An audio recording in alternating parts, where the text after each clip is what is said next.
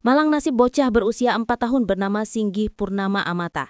Di usianya yang seharusnya diisi dengan keceriaan bermain, ia justru harus terbaring di rumah sakit dengan kondisi kaki patah setelah menjadi korban tabrak lari di Desa Pegayaman, Kecamatan Sukasada, Kabupaten Buleleng. Peristiwa memilukan itu terjadi pada Rabu, 13 Oktober, sekitar pukul 7 malam di Jalan Raya Singaraja, Pegayaman, tepatnya di Banjardinas Barat Jalan. Namun peristiwa ini baru dilaporkan ke pihak kepolisian 4 hari kemudian pada Jumat 17 Oktober sekitar pukul 9 malam. Dijelaskan oleh pihak kepolisian, kejadian tersebut baru diterima laporannya pada Jumat malam.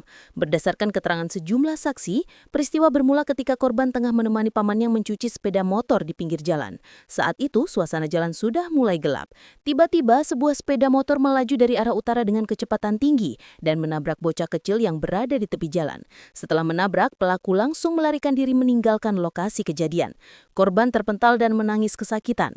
Salah satu saksi di lokasi menyebut, korban terlihat terjatuh ke pinggir jalan setelah terdengar suara benturan keras. Sayangnya, kondisi malam yang gelap membuat saksi tidak dapat mengenali nomor polisi ataupun jenis kendaraan pelaku. Korban kemudian dilarikan ke RSU Karya Dharma Husada untuk mendapatkan perawatan medis. Hasil pemeriksaan menunjukkan bocah 4 tahun itu mengalami patah tulang pada pergelangan kaki kiri, luka lecet di lutut, serta memar di pipi kanan akibat benturan. Hingga kini korban masih menjalani perawatan intensif di rumah sakit. Setelah menerima laporan, pihak kepolisian langsung melakukan penyelidikan. Unit Laka Satlantas Polres Buleleng telah mendatangi lokasi kejadian, memeriksa saksi-saksi, dan mengumpulkan bukti awal untuk mengungkap identitas pelaku.